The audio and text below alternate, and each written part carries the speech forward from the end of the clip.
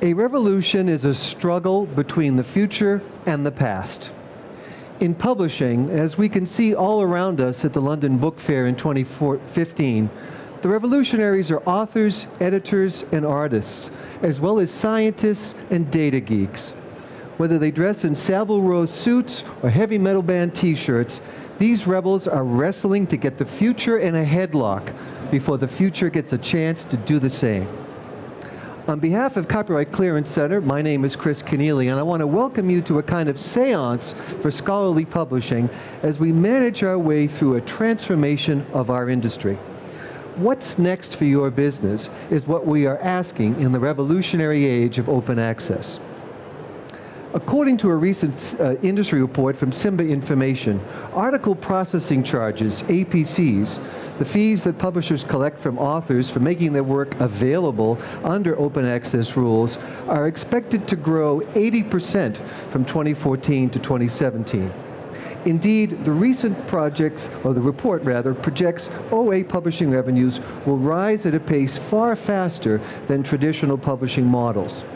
Clearly, open access is here to stay, and the disruption that open access has generated has publishers rethinking business models and turning to technology for solutions.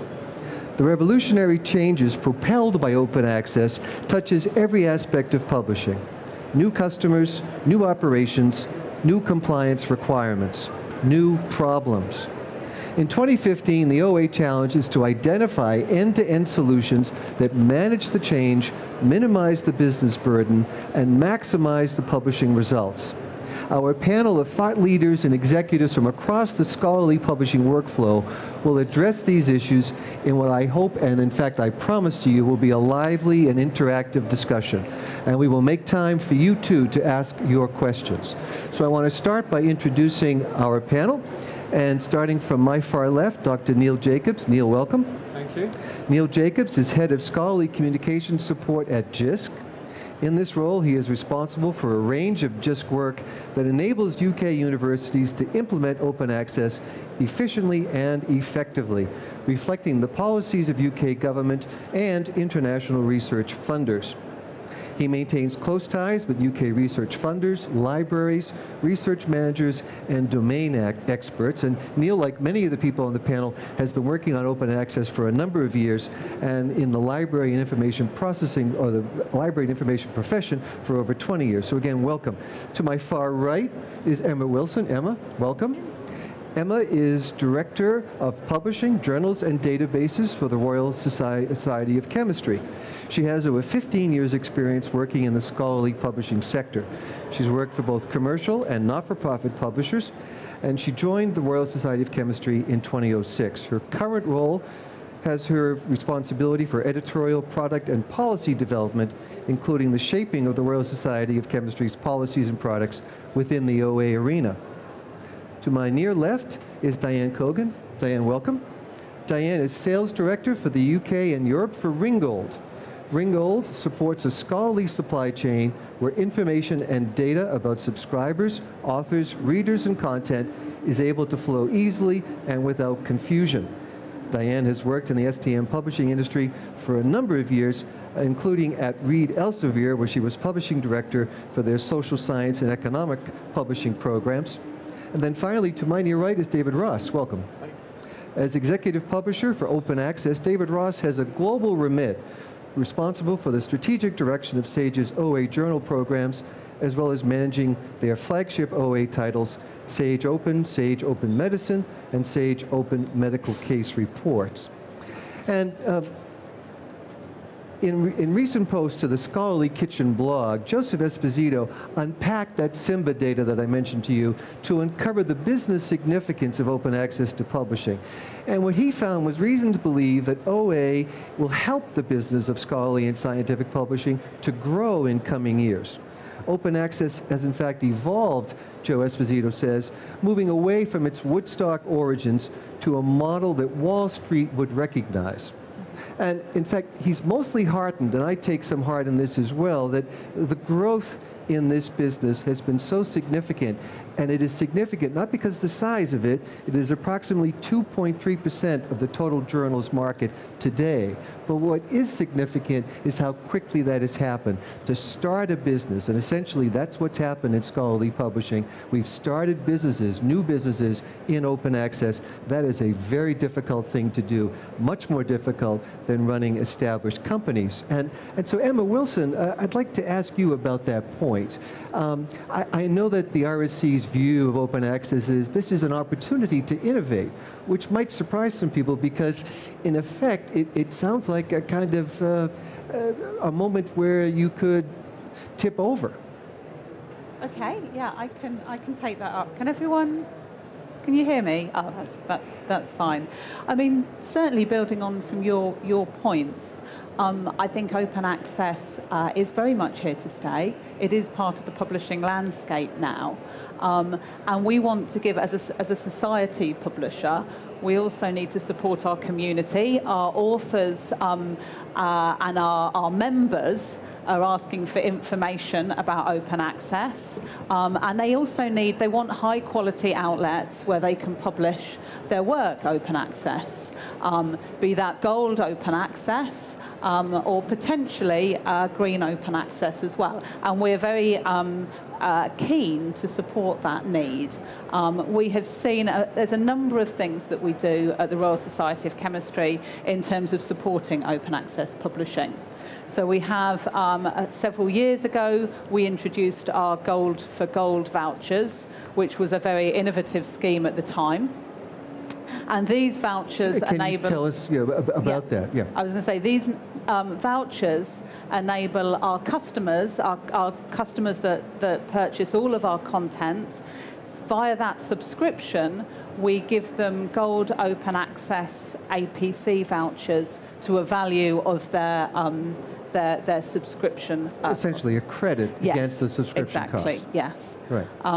And that enables us, that was an experiment at the time. We introduced it first in the UK, but there was a significant amount of interest into our kind of global customer base. And then we introduced it globally. And that experiment really allowed us to find out more about our customers' needs in terms of gold open access. And after that experiment, we also now have some proposals within the UK where we're selling vouchers as well. So people get some credit vouchers, the gold for gold, but we're also now going into those customers once they've finished those vouchers, and if they want to purchase more vouchers for gold open access publishing, then we're also selling bundles of gold vouchers as well. Right, so Gold for Gold was an experiment going back to 2006, but what I was trying to get at in my earlier question was that notion of experimentation really gave you confidence. I mean, it allowed you to think through this question of open access and began to see various roads, and eventually, as you have seen at RSC and as many publishers are seeing, open access means a great many things, and it is now one business model among many for scholarly publishing. Yeah. And that kind of confidence that you got out of that initial experiment has led you to try new things. So, for example, Chemistry Science is now going to be entirely an open access journal. Yes. So we took the kind of exciting, quite bold decision, actually, to flip our flagship journal, Chemical Science, which was under a subscription model, and we have now flipped that to a completely gold open access model. Well, it sounds risky. There are some risks to that, because in this kind of brave new world, I think you do need to take some risks.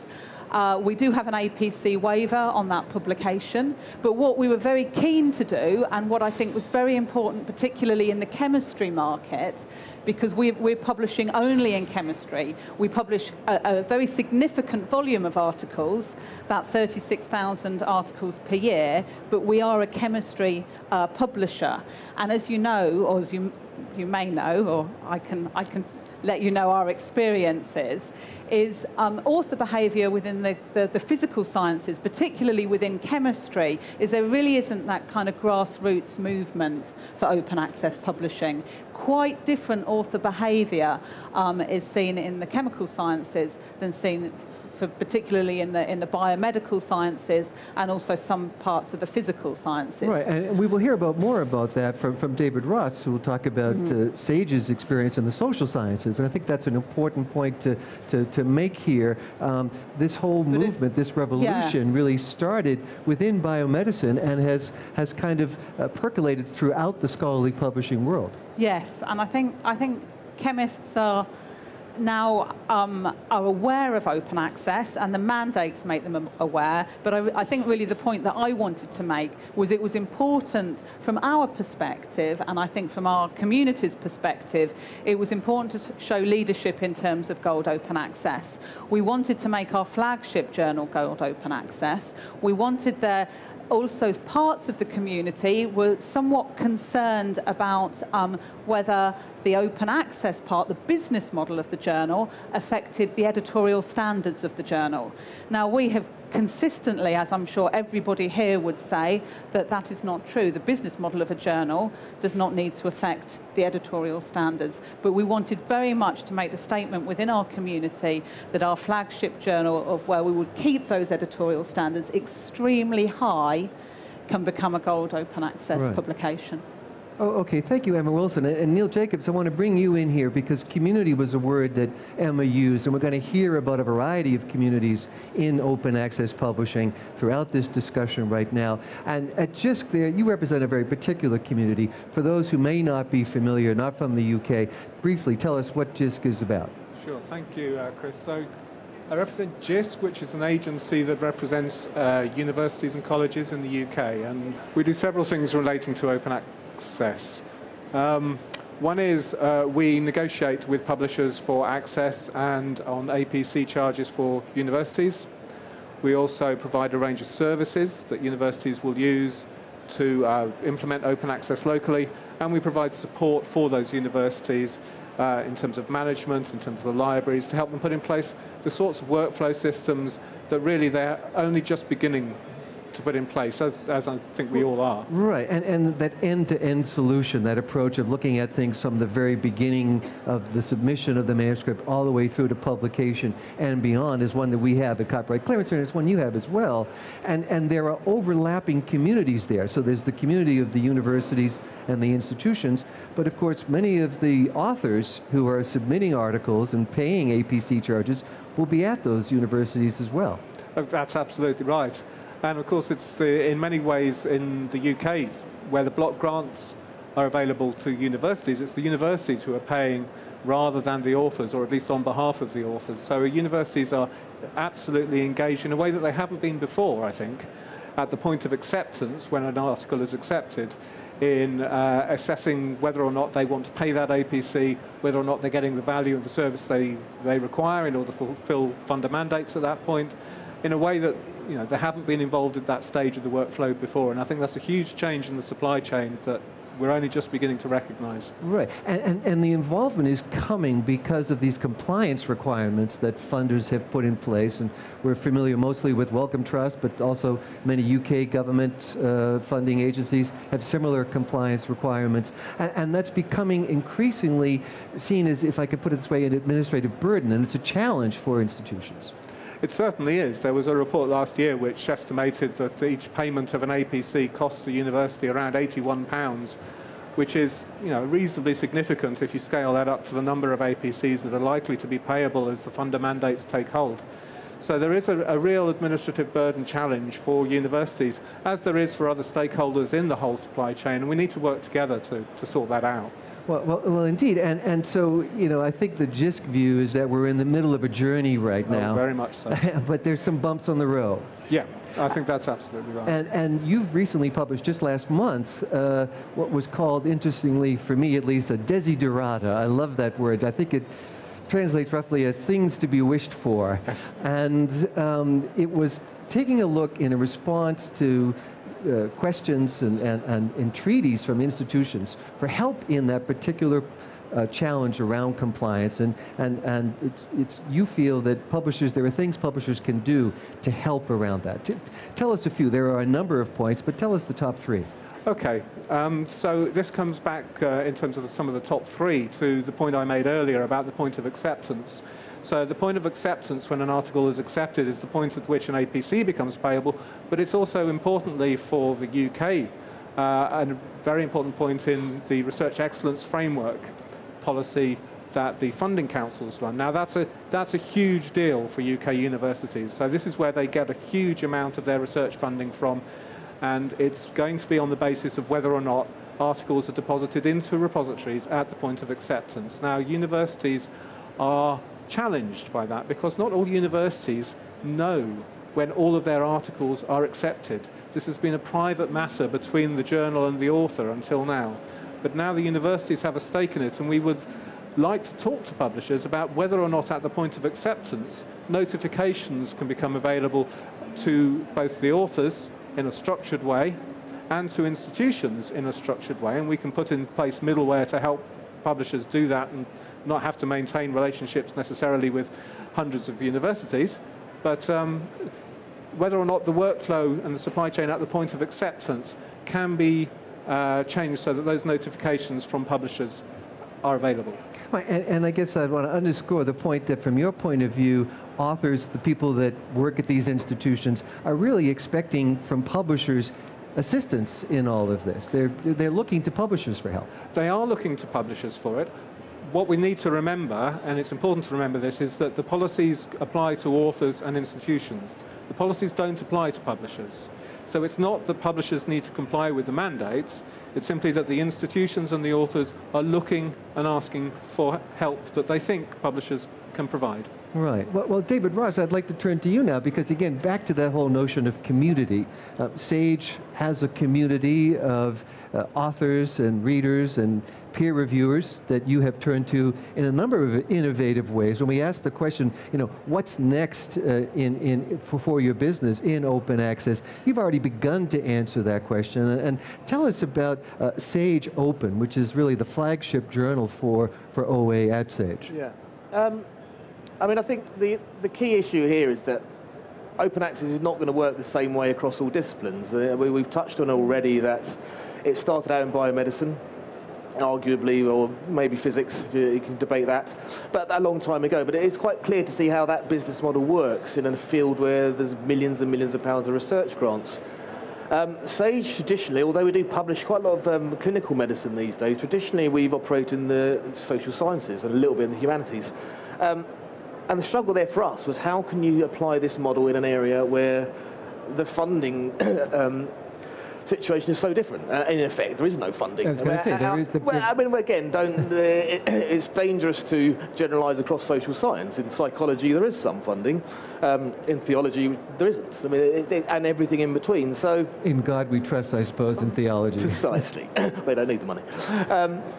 So, I mean, this is back to the experimentation side of this. We grappled with this, back in, say, 2005, 2006, started thinking about this and thinking about different ways and would there be different models, and eventually we just decided, let's try it. And I think that is part of the role of the publisher in this whole business, is to innovate, and the only way to innovate is just to try things, to experiment. So we launched SAGE Open, which was a broad spectrum mega journal, as they're now known. It wasn't known as that then, but that's what they're now known as, for all of humanities and social sciences.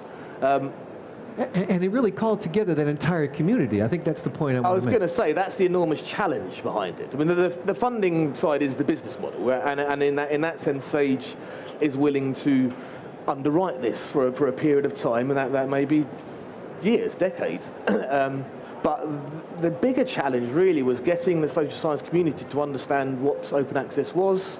We had to overcome all the original concerns that the biomedics had about open access, about the quality issues, about the availability to non-funded areas or lower funded countries, and we had to cover all that again, but explain it.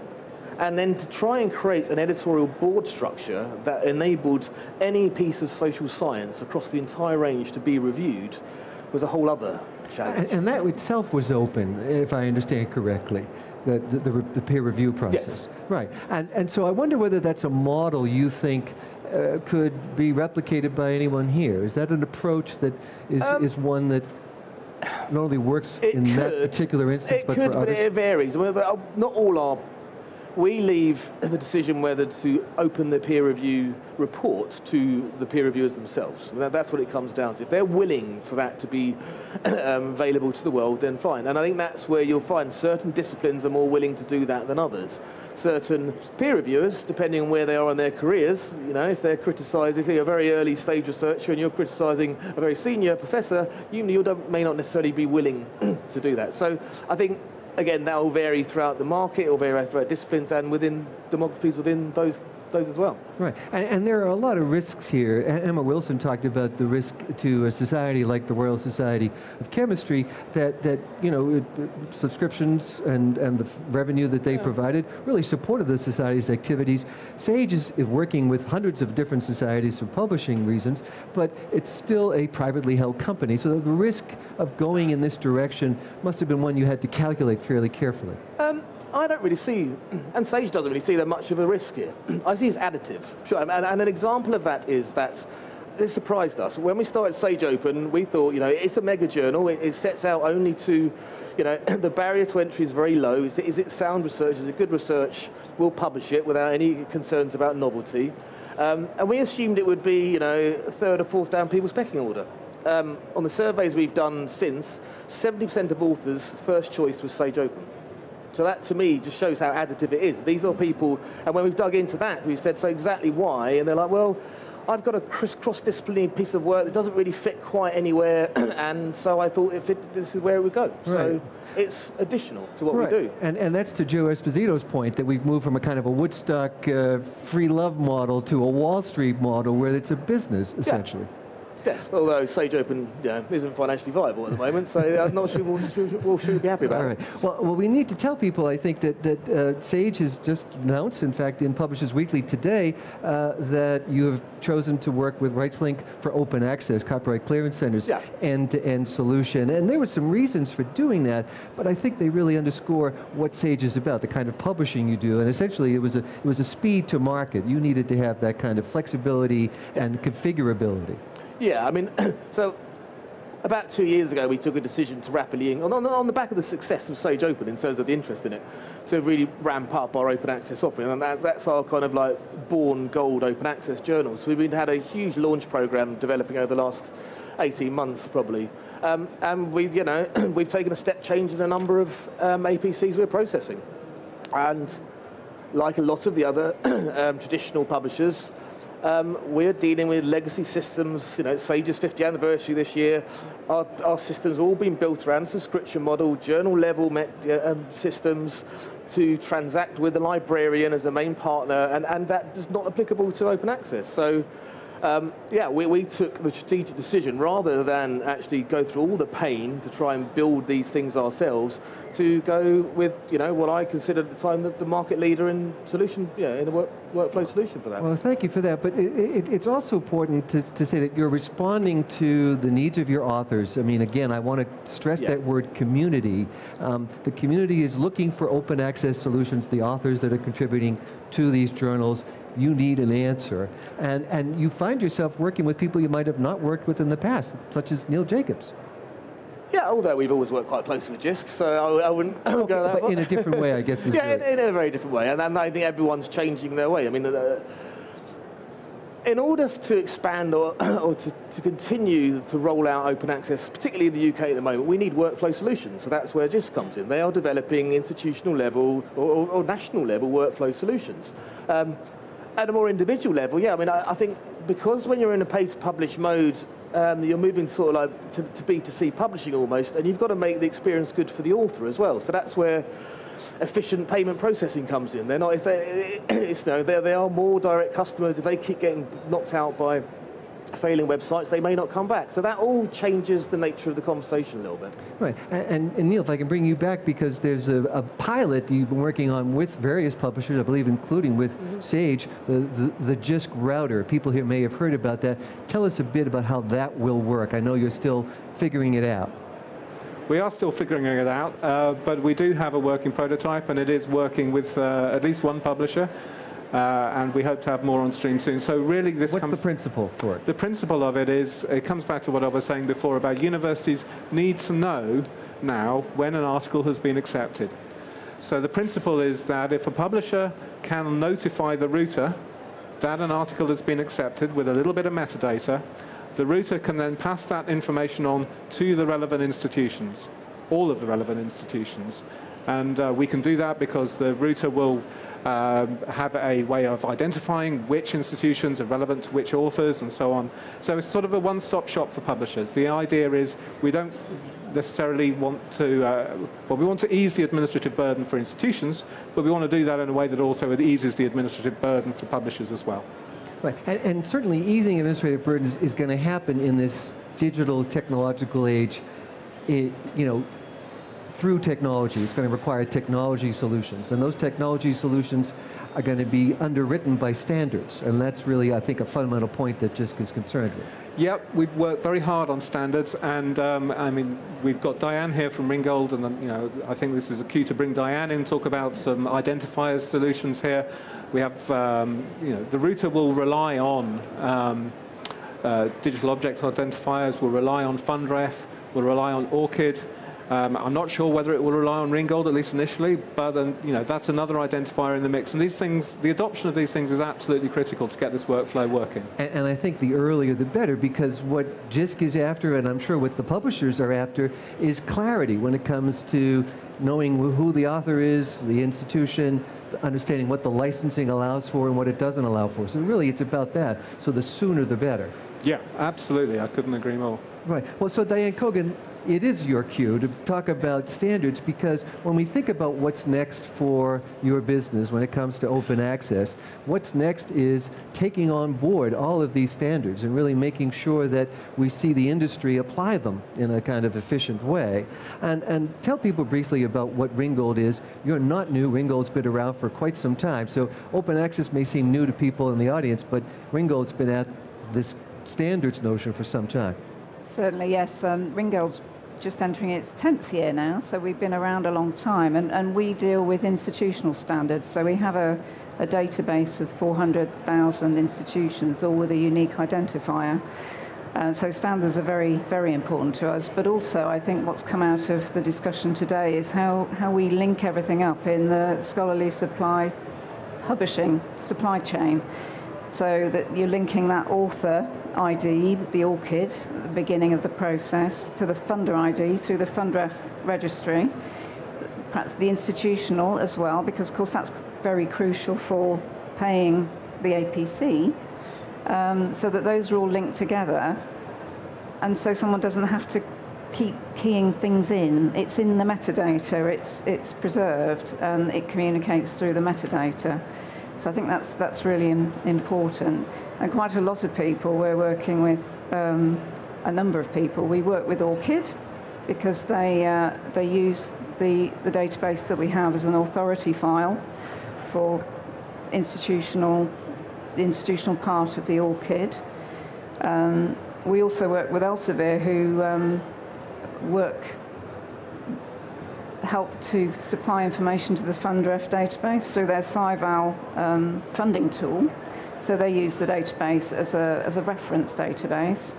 And we're also working with the editorial submission people like Aries and also Scholar One now, so that you can capture that institutional piece of metadata right at the very beginning of the submission process, and that can feed through along with the ORCID ID and along with the FundRef ID. So all of those things are captured, which can then help when you're starting to pay APCs. You know where the author is, who they are, and who's funded them. So immediately you have all that information in the metadata for that record, and you can then start to apply the APC. I mean, there are many, many different types of APC models. Well, and for article processing charges, what's really critical in all of this, I think there are a variety of people in this community, but the funders are the ones who have imposed the mandates. Absolutely, yeah. David Ross was telling me there's something like 400 different mandates out there around the world. There's a new one almost every day, not only from the UK, the US, China, across the world. And these kinds of standards enable reporting for compliance purposes. Yes, and without that, we're not going to get the compliance that people are looking for. No, well, because I think before people weren't compliant, and now they have to be compliant, otherwise they won't be funded. So. Right, but the standards will mean something in the future, not only for the funders, obviously important, but it's going to make a difference for the publishers and how they do their business as well. Absolutely, they need to track who's doing what, and the institutions need to track who's doing what as well at their institutes, so it's very important that they track their own data. But I would say something here, the importance of good data. As you probably know, that is crucial, because you can have all the identifiers you like, but unless they're linked to good data, which is consistent and unambiguous, it doesn't work so well. But we're getting there with the ORCID and FundRef. So. Right. Emma Wilson, with regard to that notion of data, and we can't have a discussion at a publishing event any longer. Before long, we'll bring up standards, we'll start talking about data. It's critical to what you're trying to do as well at RSC. You mean in terms of the back systems, in That's terms right. of the metadata? Yes. And I think, you know, just to echo some of the challenges that you found at Sage as well, because we are working in a mixed economy, the vast majority of our systems are, and author support is really around, you know, the older subscription model. So now, obviously, with Gold Open Access, with the block grants in the UK, with these sorts of things, it is about joining up our back office systems in a way that is meaningful, and in a way that both supports the institution in terms of reporting and compliance, and also our authors as well. In terms, and the you know, quite an exciting. A few years ago, if I wouldn't have said I found this exciting, but now I was going to say, you know, quite an exciting thing would be is if within Scholar One, I mean, we use Scholar One as our submission system, but, you know, within Scholar One, if we had the Ringgold identifier, we already have the ORCID, we already have the FundRef, but that would really complete that picture, because traditionally publishers had their primary relationship was with their authors. However, in open access gold publishing, the institution is right in the center of that as well. So that would be very exciting. Right. And not to turn this into a discussion about standards, but it seems to me that the kind of experimentation that you've spoken about and the drive for innovation, which is coming, and there's going to be more of it in the future, David Ross would probably agree with you, but that is made possible by having that good data, by having that clean data. Yes. And one of the things that we're doing, because we don't quite have that, I mean, lots of people are doing a lot of good work on it, but we don't have that end-to-end solution at the moment.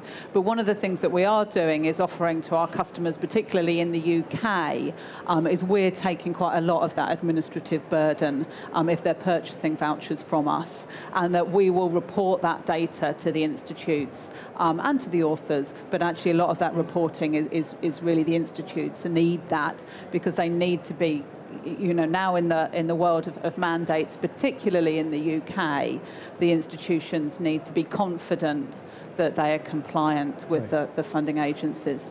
And David Ross, standards, you know, by their nature can be a bit rigid. You've got to follow them pretty closely, and what you're looking for as well is flexibility. Is there a marriage of the two that's possible? I don't know. There is. There has to be. Otherwise, we're never going to get anywhere. But I think it's more devising standard is one thing. Adopting them or ensuring the sort of universal adoption to them of them is another way. And it's not just the actual identifiers and then the more metricized part of it either. It's the process itself. Like the RSC, we have a slightly different approach to sort of like vouchers, but we would do a similar thing where we have prepaid bulk deals with institutions, and within that, everything has to have an approval process, because it's not all you can eat, it's that they have to decide who can use what. And I would say, literally, that every single institution has a different approval process. So that's not about standard identifiers, that's about how it works within the institution itself. I think in the UK, things are going to change then because of the hefty ref requirement is going to force a lot of this onto UK institutions, and I hope Disk Router, ideally hope Disk Router is going to provide a solution for that. But that's just the UK, and that's 6% of the global research outputs. These things are cropping up all over the world, and so yeah, that's going to be another challenge, not a bigger challenge necessarily. Well, it's funny because again, we're looking into the future, and what we're seeing is not a single model. We're not seeing a single notion of open access, but a kind of a multiplicity of views, an open access that sort of depends on what you mean by open. And Diane Cogan, standards can help enable that view of the world. They certainly can. Are you thinking of the NISO? That's correct. And yeah. just the notion that there will not be a one-size-fits-all in anything to do with scholarly publishing in the Absolutely future. not. But again, if you can capture what you can do, and it's interesting, I was at a talk by Todd Carpenter at NISO, and he was actually talking about the project that they're heading up to try and capture the use. I should tell people, it's the National Institute of Standards Organization. Yeah, and they've been looking at what you can do with material that's open access. So they're trying to capture in the metadata whether something's free to read as part of the metadata, and the second bit is the type of license, because there are many, many types of license. You can freely use something, you can perhaps use something but not commercially, you cannot make derivatives. There's lots and lots of different licenses, and what NISO is trying to do is capture a reference to the type of license, not the exact license, but a reference. So you're then thinking the next stage is, what do we do with this material? What can we do? Just ethically, that material's being used in the right way, as the author intended, or the publisher intended. Yeah, Neil Jacobs with JISC, I see you nodding vigorously there. That's something you agree with. But I wonder how you feel if you expected a few years back this world that we are now emerging into, which is a world of multiple views of open access, multiple business models, many different types of approaches. Did you anticipate that? Yes, I think I probably, well, I'm not surprised. Into the future. I'm certainly not surprised. I mean, yes, in a way, you said one size doesn't fit all, and in some ways that's true. Clearly, we have mixed models. We're going to have mixed models for a very long time. But in some other ways, it's not true. So Crossref is one size. Crossref doesn't fit all, but it fits the vast majority. And some of those central services like Crossref, like ORCID, one size, you only really want one author identifier. That's what makes it unique. And so in some cases, it is going to be one size fits all. And then we need to think really quite seriously about the governance and oversight and setup of those sorts of organizations. There's been a really interesting blog post recently by Cameron Nailon and Jeff Builder from Crossref about the sustainability of that kind of infrastructure. And I think it's incredibly important that we all engage in that and look at the ways in which those data and those organizations are set up and made available. Right, and the point that you made when we were chatting about this earlier, Neil, was that look which way the people are going and kind of build a path along where they have gone rather than telling them where to go. Oh, absolutely. That's certainly the way that we've been working with institutions. So institutions trying to implement open access locally, they've started off with spreadsheets and little databases and have been trying to work out what their approval processes are, what their workflows are, and so on. And it would be reckless, I think, and really counterproductive for us to go in and say, this is how it should work. We're going to build you a big shared service and it's all going to work like this. Because, the way you work out where to build the path is that you wait and see where the people walk, and where the grass gets worn away, that's where you build the path. And so that's the principle that we're adopting with JISC, and I'm sure that's the right one. Right. And David Ross, finally, I want to recommend something that's available from NISO, actually, from their journal, which is a recently published article you wrote called A Publisher's Perspective on the Challenges of Open Access. And what's the very most important thing that you put into this piece that you would want to convey to this audience of colleagues?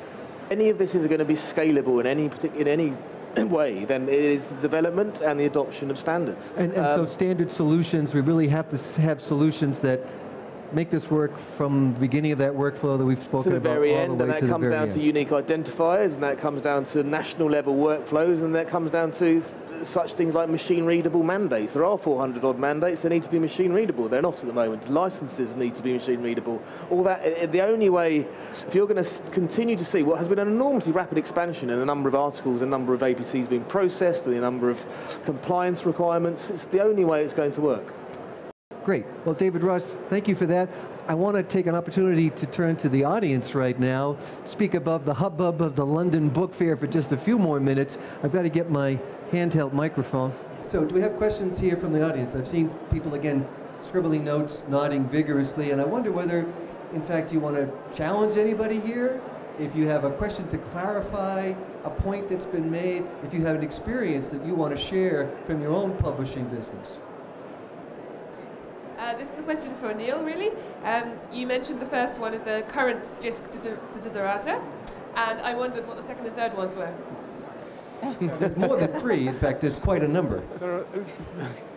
There are 15, I think, at the last count. That's like a kid's list at Christmas. I can't see it getting any shorter either. I suppose, look, the next one, I think, really is key for institutions, is to understand much more clearly what the publisher and the journal level policies are on open access. So many of you will have heard of the Sherpa Romeo service that we run, which interprets and tries to make it clear to authors and to institutions what they can do with preprints, with accepted manuscripts, and with published versions of papers, with respect to putting them into repositories, with respect to complying with funder mandates. It will be incredibly useful if some of the lack of clarity sometimes around journal policies could be resolved. And we're working really hard with the Publishers Association and the ALPSP towards that. And I know it's not straightforward, I know it's difficult, but we would really like to make some progress on that. And if clarity is the goal, I think everybody here would agree with you, and certainly from Copyright Clearance Center's perspective, bringing all these people from across that spectrum of workflow together to try to help bring clarity to it is really a great opportunity. I see a question here.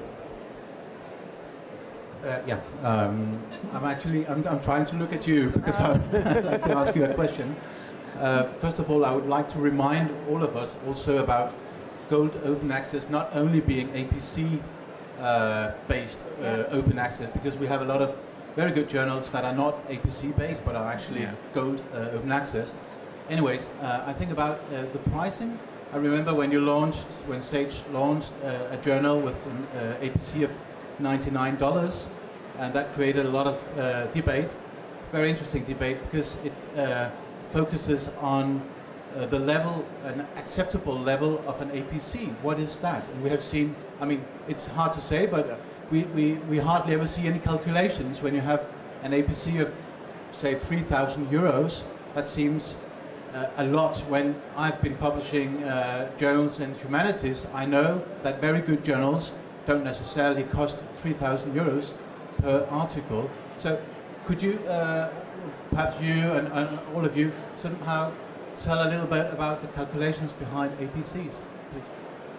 And David Russ, if I could throw it in, there are models of APCs too. We've been speaking about multiplicities here.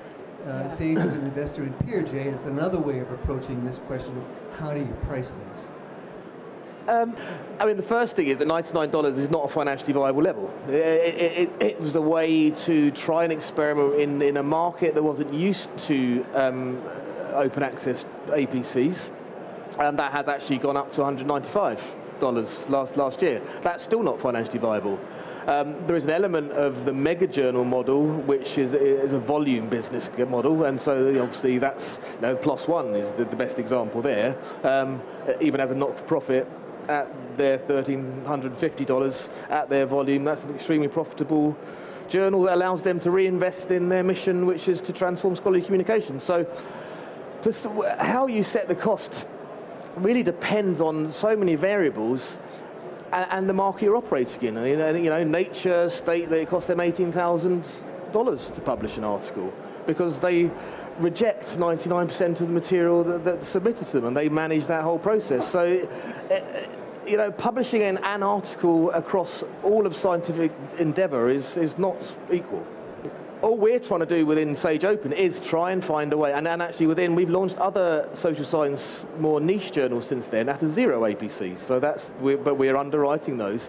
And I think the way forward in those kind of fields will be a mixed funding model. So the PeerJ model, which is a community model, where everyone pays a membership fee effectively. You can argue about how sustainable that is, but time will tell. But certainly in the lower funded areas where $3,000 isn't available out of a $2 million grant, then it will be a multiple. We're seeing a bit of, I mean personally anyway, I see it as a combination of a mix of institutional sponsorship, low APCs, and some other revenue streams, such as advertising and even in medical sort of commercial sales. And Emma Wilson, if I can bring you in here, sorry, over here. You have seen an explosion in the submission of articles as a result of these new models, and we've spoken about administrative burden. I don't know if we want to call it an administrative burden, certainly an editorial responsibility that comes with that, and so that's raising costs and requiring resources.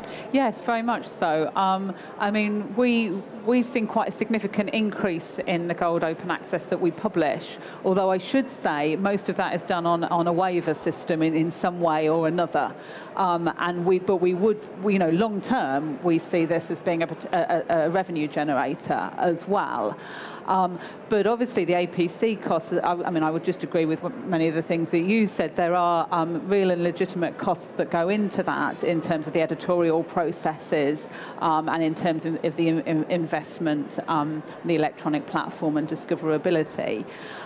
Currently, our APC charges, we introduced hybrid journals in 2006, and we set our APC costs as a combination of the cost that we incur and we knew, and also about how it sat in the market of APC charges as well. And there hasn't been, I think it's just started now that there's been much more of a kind of market for APC charges. And my own personal opinion is I think that's going to be quite an active area in the next few years as well. Still very early days. Yeah. Okay, we have time for one last question. Anyone else here? Yes. Hi, I just had a question to anyone on the panel really, around some clarity around what licensing governs AAMs in green open access when something is, say, deposited in an institutional repository, because we've talked a little bit about it not being clear what you can do with freely accessible content, and that's one thing with gold papers when it's got a Creative Commons license. What about repositories? This is a bit of a minefield. And we can have a whole session on that. Yeah. And that's I'm not a long an expert. answer, but AAM is the accepted author's manual. Yes, yeah. So we publish, we don't take copyright, we publish under a license to publish from our authors. And our accepted article manuscript is covered by that license. Our licenses, again, if I'm completely honest, it's implicit in that license that secondary licensing can happen in terms of that going into a repository. It's not that explicit. Also, what we expect, we also need to tighten up some of our policies around that, but that's currently how our green open access articles are done. So I want to thank Emma Wilson for that answer, and thank our panel here. From, again, my left, Neil Jacobs with JISC, Diane Cogan, Ringgold, David Ross with SAGE, Emma Wilson with the Royal Society of Chemistry. I want to thank all of you, and I understand there's an election going on here in the UK. Consider yourselves lucky, yours only lasts 6 weeks. 6 weeks is about as long as it takes our politicians to clear their throats, all right? But I'll tell you, what we have found over there, it works in the US if you're a politician, and it seems to me that it's true here as well, is that we are for a great many things and against darn few. My name is Chris Kenneally with Copyright Clearance Center. Thank you very much for joining us today.